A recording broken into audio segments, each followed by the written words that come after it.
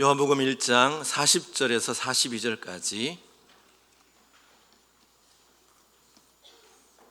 우리 함께 한 목소리로 봉독하겠습니다. 요한복음 1장 40절에서 42절 말씀 함께 봉독합니다. 요한의 말을 듣고 예수를 따르는 두 사람 중에 하나는 시몬 베드로의 형제 안드레라. 그가 먼저 자기의 형제 시몬을 찾아 말하되 우리가 메시아를 만났다 하고, 메시아는 번역하면 그리스도라. 데리고 예수께로 오니 예수께서 보시고 이르시되 내가 요한의 아들 시몬이니 장차 게바라 하리라 하시니라. 게바는 번역하면 베드로라. 아멘. 우리 5월 가정의 달을 앞두고 한 2주간은 자유롭게 본문을 살펴보고 5월의 가정의 본문을 살펴본 후에 그 다음에 요나서를 한번 살펴보려고 합니다. 오늘 본문의 말씀을 가지고 영혼의 장인, 이런 제목으로 말씀을 상고하도록 하겠습니다.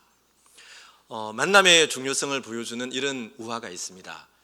한 나그네가 아름다운 향기를 발산하는 진흙 한 덩어리를 선물로 받게 되었습니다.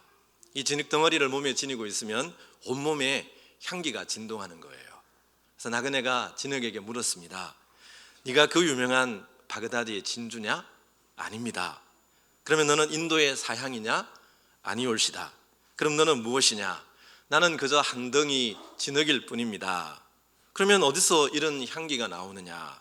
그 비결은 내가 백합화를 만나 함께 오래 살았기 때문입니다. 그렇게 이야기를 했다고 합니다. 이 진흙 덩어리가 향기를 발산할 수 있었던 까닭은 오랫동안 백합화가 거기에 뿌리를 내리고 꽃을 피웠기에 그 진흙덩이가 아름다운 향기를 발하게 되었다는 그런 우화입니다.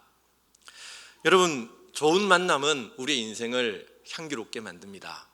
좋은 친구들, 좋은 부모님, 좋은 스승, 또 좋은 성도들을 만난 것은 우리의 인생을 굉장히 아름답게 만들어줍니다. 그런가 하면 잘못된 만남도 있는 것이죠. 잘못된 배우자를 만나서 힘들어하는 분들이 우리 주위에도 많이 있습니다. 지난주에 제가 가르쳤던 제자 하나가 병원에 입원해 있는데 안타까운 소식이 들려왔어요. 장로님의 아들과 결혼을 했지만 이 아들이 끊임없이 바람을 피우는 바람에 결국은 이혼을 하고 자녀들도 다 버려두고 홀로 나와서 고통을 겪고 있다는 그런 안타까운 이야기를 들었습니다. 그래서 여러분, 우리가 인생을 살아가면서 좋은 사람들을 만나는 것, 만남의 복을 누릴 수 있는 것, 이것은 우리 인생을 향기롭게 만드는 참으로 중요한 은혜라고 볼 수가 있습니다. 그러므로 우리는 자녀들을 위해 기도할 때 특별히 만남의 복을 위해서 기도를 해야 됩니다. 좋은 친구들을 만나서 좋은 영향을 받고, 또 좋은 스승을 만나서 지적인 자극을 받고, 좋은 배우자를 만나서 행복한 가정을 누리는 이런 자녀들이 될 수 있도록 우리는 늘 기도해야 되는 것입니다. 그러나 우리 인생에서 가장 중요한 만남은 역시 예수님과의 만남이라고 할 수가 있겠습니다. 우리가 사람들과의 잘못된 만남으로 우리의 인생이 낙심했다 할지라도 예수님과의 만남은 우리의 인생을 역정시키는 힘이 있기 때문입니다. 오늘 본문 말씀은 베드로로 잘 알려진 시몬이 예수님을 만나는 장면입니다. 그의 동생인 안드레가 먼저 예수님을 만난 후에 예수님이 메시아임을 깨닫고 그의 형인 베드로를, 시몬을 예수님께로 데리고 오는 장면입니다. 그런데 예수님께서는 이 시몬을 처음 보시고 이렇게 말씀합니다. 예수께서 보시고 이르시되 내가 요한의 아들 시몬이니 장차 게바라 하리라 하시니라. 게바는 번역하면 베드로라. 예수님께서는 처음 만난 시몬에게 게바, 베드로라는 이름을 주십니다. 성경에 보면 하나님께서 새 이름을 주시는 장면이 종종 나옵니다. 하나님께서 아브라함에게 아브라함이라는 이름을 주시죠. 그의 부인 사레에게는 사라라는 이름을 주십니다. 야곱에게는 이스라엘이라는 이름을 주셨습니다. 이름처럼 아브라함은 열국의 아버지가 되었고, 사라는 열국의 공주가 되었고, 이스라엘은 하나님을 이긴 자라는 존귀한 신분을 얻게 된 것입니다. 이렇듯 이름이 바뀐다는 것은 영적인 차원에서 새로운 신분을 가지게 되었다, 예전과는 전혀 다른 존재가 되었다는 의미를 가지고 있습니다. 베드로의 본래 이름은 시몬입니다. 이 시몬이라는 이름의 뜻은 구약에 나오는 시므온과 같은 이름인데, 이 시몬은 듣다라는 뜻입니다. 하나님의 말씀을 잘 듣는 사람이라는 긍정적 의미도 있지만, 때로는 흔들리는 갈대처럼 변덕이 심한 사람이라는 부정적인 의미로도 사용되었다고 합니다. 그래서 갈대와 같이 변덕이 심한 사람을 일컬어서 너는 시몬이다, 그렇게 얘기를 했다고 합니다. 예수님이 주신 새 이름은 게바인데요, 이 말은 아람어로 바위 혹은 반석이라는 뜻입니다. 이 게바라는 말을 헬라어로 번역을 하면 우리가 익숙하게 알고 있는 베드로라는 이름이 되는 것입니다. 그런데 어떻습니까? 우리가 알고 있는 베드로는 어떤 인물입니까? 그의 이름처럼 믿음직한 바위 같은 인물입니까? 성숙한 인격으로 변화가 되었습니까? 그렇지가 못합니다. 레슬리 플린이라고 하는 신학자는 베드로를 이렇게 평가합니다. 베드로는 갈릴리 호수 같은 사람이다. 우리는 호수 이르면 굉장히 잔잔하고 평온하고 안돈된 호수를 생각하지만, 갈릴리 호수는 변화가 심합니다. 조용하다가도 바람이 불면 이 갈릴리 바다가 뒤집어집니다. 갈릴리 호수처럼 감정 기복이 심하고 변화무쌍한 사람이 바로 시몬 베드로였다는 것입니다. 여러분, 성경에서 만나는 베드로는 정말 갈릴리 바다처럼 변덕이 심한 사람으로 등장합니다. 그는 용감하게 믿음으로 바다 위를 걸었지만 이내 의심의 바다로 빠져듭니다. 예수님에 대한 신앙 고백으로 최고의 칭찬을 얻었지만 다음 순간 예수님의 고난과 십자가를 막아섬으로 사단아 내 뒤로 물러서라는 최악의 책망을 들어야 했던 사람이 베드로입니다. 다른 사람은 다 주님을 버릴지라도 나는 절대로 주님을 배신하지 않겠습니다, 큰 소리 쳤던 그 베드로가 그날 밤에 예수님을 모른다고 3번씩이나 부인하지 않습니까? 이렇듯 베드로는 갈릴리 바다와 같고 흔들리는 갈대와 같은 인물입니다. 이런 시몬에게 예수님께서는 게바, 베드로라는 새 이름을 주셨습니다. 여러분, 예수님께서는 시몬의 무엇을 보시고 게바라는 이름을 주셨을까요? 시몬을 게바라고 부르신 주님의 이유와 목적은 도대체 무엇일까요? 오늘 본문을 읽으면서 우리는 주목해야 될 몇 가지 말씀이 있습니다. 첫째는 보시고라는 단어에 주목할 필요가 있습니다. 데리고 예수께로 오니 예수께서 보시고, 이 보시고라는 말은 엠블레포라는 헬라어인데, 이 말은 그냥 홀깃 본다는 뜻이 아니라 눈여겨보다, 주목해보다 혹은 꿰뚫어보다라는 의미를 가지고 있습니다. 예수님께서는 시몬을 꿰뚫어 보신 거예요. 주목해 보신 거예요. 도대체 무엇을 보셨기에 갈릴리 호수와 같은 이 시몬에게 게바라는, 반석이라는 새 이름을 주셨을까요? 사람들의 눈에 시몬은 못 배우고 교양 없는 갈릴리의 어부입니다. 그러나 예수님께서는 전혀 다른 관점으로 이 시몬을 보신 겁니다. 예수님께서는 시몬의 내면 깊은 것을 들여다보셨습니다.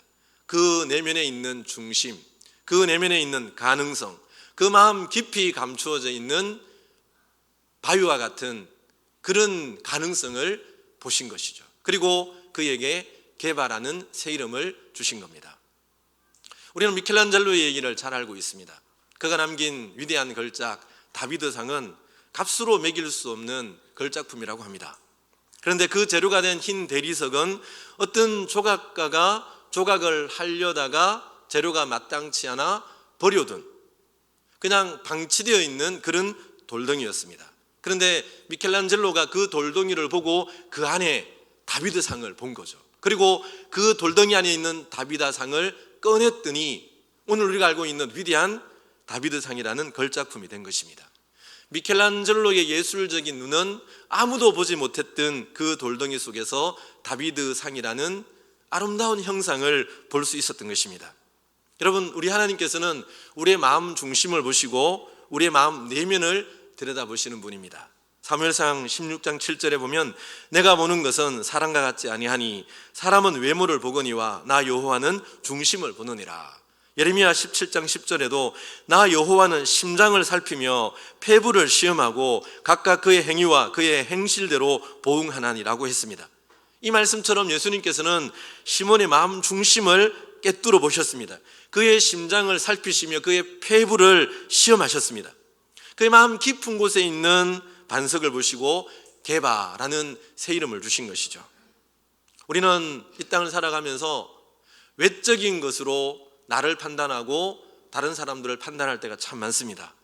그 사람의 가문, 그 사람이 가진 재산, 학력, 지위, 외모, 이런 것들을 가지고 나를 판단하기도 하고 다른 사람들을 판단하기도 합니다. 그래서 어떤 사람은 우쭐해하기도 하고 어떤 사람은 주눅들며 이 땅을 살아가기도 합니다. 여러분, 우리가 외적인 조건들 좋은 것 가지는 거 아름다운 일입니다. 나쁜 일 아닙니다. 그러나 그것만으로는 부족하다는 것입니다. 우리가 아무리 좋은 스펙을 갖추었다 할지라도 우리의 마음 중심이 하나님 앞에서 인정받지 못하면 하나님 나라에 쓸데없는 인생이 되는 것입니다. 우리가 아무리 스펙이 없다 할지라도 우리의 마음 중심 하나가 하나님께 인정받을 수 있다면 우리의 마음 내면에 있는 그 하나의 성품을 주님께서 보신다면 우리는 얼마든지 베드로가 될 수 있고 반석이 될 수 있고 하나님 나라에 쓰임받는 일꾼이 될 수 있는 것입니다.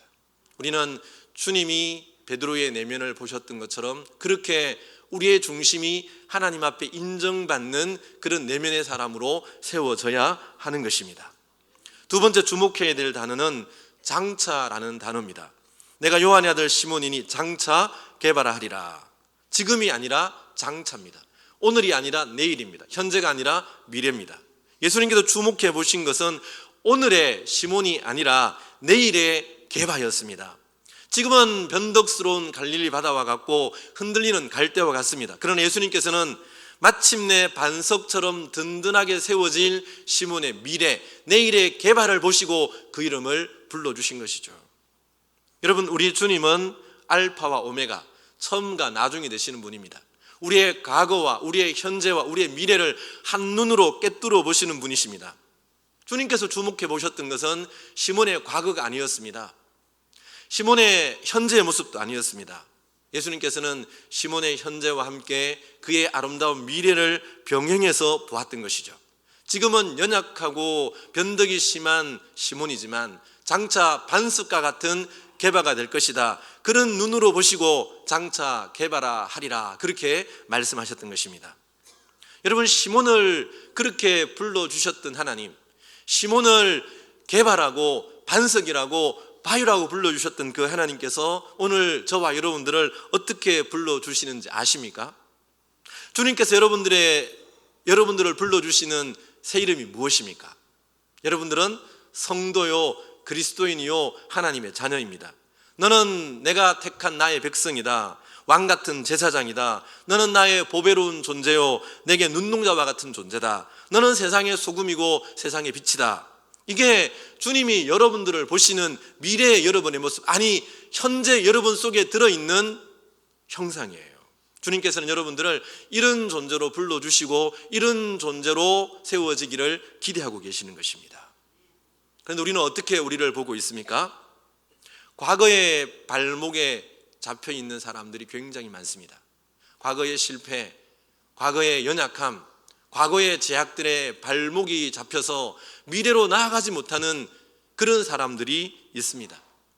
현재의 초라한 나의 모습 때문에 낙심하고 절망해 있는 성도들도 있습니다.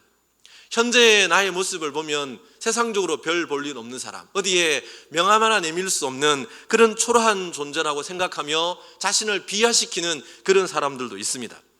그러나 주님께서는 여러분들의 미래를 보십니다. 오늘만이 아니라 영광스러운 내일의 모습을 불러주시면서 저와 여러분들을 새 이름으로 불러주시는 것입니다.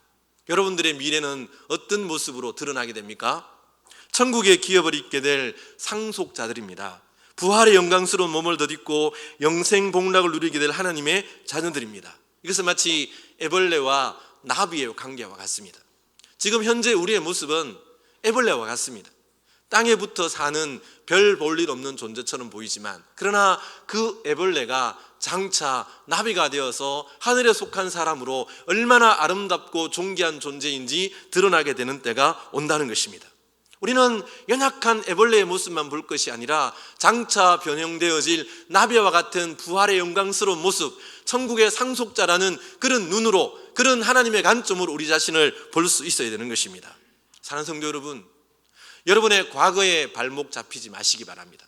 현재의 모습 때문에 낙심하거나 초라하다고 생각하지도 마시기 바랍니다. 하나님의 눈을 통해서 하나님의 말씀의 관점에서 여러분의 미래를, 오늘의 나의 모습을 볼 수 있기를 바랍니다. 그럴 때 우리는 현실에 주눅들지 않고, 세상에 주눅들지 않고, 주님 주시는 아름다운 미래상의 모습을 통해 당당하게 이 땅을 살아가는 아름다운 그리스도인으로 살아가게 되는 것입니다. 세 번째로 이 말씀을 하시는 예수님의 강력한 의지에 우리는 주목할 필요가 있습니다. 예수님께서는 시몬을 보시고 장차 개발하리라 이렇게 말씀하시는데요, 이 말씀을 영어 성경은 이렇게 번역을 하고 있습니다. You will be called Gebas. 이 말씀을 번역하면 너는 반드시 개발아 불리워지게 될 것이다, 너는 개발아 불리워져야만 한다라는 이런 의미로도 번역을 할 수가 있는 것이죠. You will, 너는 반드시 그렇게 되어야 한다라는 이 예수님의 강력한 의지를 담고 있는 말씀이에요. 내가 어떤 희생과 어떤 대가를 치르더라도 내가 너를 반드시 반석으로 불리워지게 하리라, 내가 너를 반드시 반석으로 만들리라, 이런 주님의 강한 의지가 이 말씀 속에 들어있는 거예요. 여러분, 주님이 말씀하시면 그 말씀은 현실이 되는 것입니다. 주님이 말씀하시면 이 세상이 무에서 유가 존재하게 되는 것입니다. 주님이 말씀하시면 우리는 구원의 은혜를 누리게 되는 것입니다. 주님이 개발하고 말씀하시면 장차 그렇게 되어지는 것입니다. 여러분, 이어지는 말씀을 쭉 읽어보면 우리 주님께서 이 시몬을 어떻게 개발로 변화시켜 가십니까? 포기하지 않는 사랑으로, 끊임없이 한결같은 주님의 사랑의 눈길로 그를 붙잡으시고 그를 변화시켜가는 모습을 우리는 발견하게 되는 것이죠. 주님 잡히시던 날 밤에 베드로는 예수님을 3번 모른다고 부인을 합니다. 누가복음 22장 61절에 보면 그때 베드로가 3번 주님을 모른다고 부인하는 그 순간 주님께서 돌이켜 베드로를 보셨다라고 말씀하고 있습니다. 돌이켜 베드로를 보시니, 여기 보시니라는 단어는 엠블레포라는 단어입니다. 오늘 본문에 나오는 보시고라는 단어와 똑같은 단어가 사용되고 있습니다. 예수님께서는 베드로가 실패하는 그 실패 현장에서 오늘과 똑같은 모습으로 그 안에 있는 개발을 보시고 개발아 불러주셨던 그 눈빛으로, 그 바라봄으로 그 실패 자리에 있는 베드로를 보신 것입니다. 여러분, 주님께서 베드로를 어떤 눈빛으로 보셨을까요? 경멸의 눈빛이었을까요? 실망의 눈길이었을까요? 그렇지 않을 것입니다. 연민과 긍휼의 눈길이었고 사랑의 눈길이었을 것입니다. 네가 이런 실패를 통하여 비로소 더 단단한 반석으로 나아지리라는 이런 기대감을 가지고 연민과 긍휼을 가지고 포기하지 않는 사랑으로 주님께서는 그 실패 현장에 있는 베드로를 보신 것이죠. 그 사랑의 눈빛과 마주친 베드로의 회한의 눈빛이 마침내 깨어지지 않습니까? 주의 말씀을 깨달은 베드로가 밖으로 나가서 통곡하며 심히 울었다고 말씀하고 있습니다. 주님의 그 사랑의 눈빛이, 연민과 포기하지 않는 인내 눈빛이 베드로의 마음을 깨뜨려 버린 거예요. 주님을 향한 베드로의 손길은 여기서 끝나지 않습니다. 요한복음 21장에 보면 부활하신 주님께서 낙심해 있는 베드로를 찾아갑니다. 그리고 물으십니다. 요한의 아들 시몬아, 네가 나를 사랑하느냐? 그때 베드로가 대답하죠. 내가 주를 사랑하는 줄 주께서 아시나이다. 예수님께서는 똑같은 질문을 3번씩 물으셨습니다. 네가 나를 사랑하느냐? 네가 나를 사랑하느냐? 3번 이 사랑을 확인하신 주님께서 그에게 사명을 주시죠. 여러분, 3번 주님을 모른다고 부인했던 그 베드로를 3번의 물음과 답을 통하여 완벽하게 실패를 회복으로 변화시켜 주셨던 것입니다. 이렇게 변화된 베드로, 그 베드로의 마지막을 교회 전승은 이렇게 증언해 주고 있습니다. 로마에서 성도를 돌보던 베드로는 점점 극심해지는 핍박을 피하여 로마를 빠져나갑니다. 로마를 빠져나가는 그 새벽녘에 주님이 그 앞에 나타납니다. 놀란 베드로가 주님께 묻습니다. 커바디스 도미네, 주님 어디로 가십니까? 그때 예수님이 이렇게 대답을 했다고 하죠. 네가 버린 로마 양떼를 위해 다시 한번 십자가에 못 박히러 간다. 베드로는 그 자리에서 굳건하죠. 다시 로마로 들어가서 끝까지 로마에 있는 양떼들을 돌보다가 체포되어 십자가형을 받게 됩니다. 십자가의 형장에서 베드로는 이런 유언을 남겼다고 합니다. 나의 주님은 하늘에서 땅으로 내려오셔서 십자가에 똑바로 달리셨습니다. 그러나 나는 땅에서 하늘로 올라가는 영광을 입었으니 내 머리는 땅을 가리키고 다리는 하늘을 향해야 마땅합니다. 그리고 나는 주님과 똑같이 십자가에 달릴 자격이 없으니 십자가를 돌려서 내 머리가 아래로 오도록 매달아 주십시오. 그렇게 유언을 하고 순교를 했다고 합니다. 장차 개바라 하리라는 말씀 그대로 베드로는 교회사에 빛나는 반석이 되었고 흔들리지 않는 교회의 기초석이 되었던 것입니다. 여러분, 예수님은 이 시몬을 개바로 빚어가시는 영혼의 장인, 인생의 장인이십니다. 그의 손길 안에 있는 인생들은 아름답게 탁월하게 빛나게 변해갈 수밖에 없습니다. 주님의 사랑의 눈길이 머무는 곳에, 주님의 사랑의 손길이 머무는 곳에 아름답게 변해가는 변화의 역사가 나타나게 되는 것입니다. 연약한 사람이 강건한 사람으로, 죄인 되었던 사람이 의인으로 고침을 받게 되는 것입니다. 여러분, 시몬이 베드로가 될 수 있었던 것은 끝까지 포기하지 아니하시는 주님의 사랑의 눈빛, 그리고 끝까지 그를 붙잡고 빚으셨던 주님의 손길 때문이었습니다. 베드로가 실패하는 현장에서도 끝까지 그를 붙잡아 주셨고 끝까지 사랑으로 그를 빚으셨기 때문에 흔들리고 연약하고 넘어지기 쉬운 시몬과 같은 그 베드로가 흔들리지 않는 견고한 바위, 교회의 기초석으로 거듭나게 된 것입니다. 우리가 마지막으로 이 본문을 읽으면서, 본문에는 나오지 않지만 한 단어에 주목해야 되는 것이 있는데, 우리는 이 본문을 읽으면서 왜라는 단어를 물어야 합니다. 예수님께서는 갈대와 같은 시몬에게 게바라는 새 이름을 주시고 마침내 반석 같은 인물로 빚어가셨습니다. 왜입니까? 그 이유가 무엇일까요? 예수님께서 무엇을 위해, 왜 이렇게 갈릴리 바다 같은 시몬을 변화시켜 반석으로 만드셨을까요?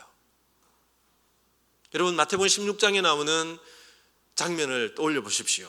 가이사랴 빌립보에서 주님이 제자들에게 묻습니다. 너희는 나를 누구라고 하느냐? 그때 베드로가 대답을 하죠. 주는 그리스도시요 살아계신 하나님의 아들이십니다. 이 대답을 들은 주님께서는 베드로를 칭찬하시며 이렇게 말씀합니다. 마태복음 16장 18절에 또 내가 내게 이르노니 너는 베드로라. 내가 이 반석 위에 내 교회를 세우리니 음부의 권세가 이기지 못하리라. 너는 베드로라. 내가 이 반석 위에 나의 교회를 세우리라. 바로 이 일을 위해서, 이 목적, 이 사명을 위해서 예수님께서는 연약한 시몬을 반석으로 변화시켰던 것입니다. 여러분, 교회가 무엇입니까? 교회는 건물이 아니라 하나님의 백성들입니다. 그러니 이 말씀은 하나님의 백성들을 너를 통해 세워가시겠다는 하나님의 말씀인 것이죠. 요한복음 21장에서 예수님께서는 동일한 소명을 들려주십니다. 사랑을 묻고 사랑을 확인한 예수님께서 베드로에게 어떻게 말씀하십니까? 내 양을 먹이라, 내 양을 치라. 바로 하나님의 백성들인 교회, 하나님의 사람들을 말씀으로 먹이고 키우고 돌보고 세워가는 일, 그 일을 위해 너의 생애를 걸어라, 그렇게 말씀하고 있는 것입니다. 그리고 베드로는 이 사명을 따라 순교의 현장까지 뚜벅뚜벅 사명의 길을 걸어갔던 것이죠. 사랑하는 성도 여러분, 오늘 여러분들은 무엇을 향해 걸어가고 있습니까? 하나님이 여러분들을 이 땅에 보내신 사명, 인생의 미션이 무엇입니까? 미션이라는 말은 라틴어 미시오라는 단어에서 나왔는데 이 말은 보내시다라는 뜻입니다. 그래서 사명은 하나님이 보내신 그 뜻을 아는 것, 목적을 아는 것이 인생의 목적이고 사명이에요.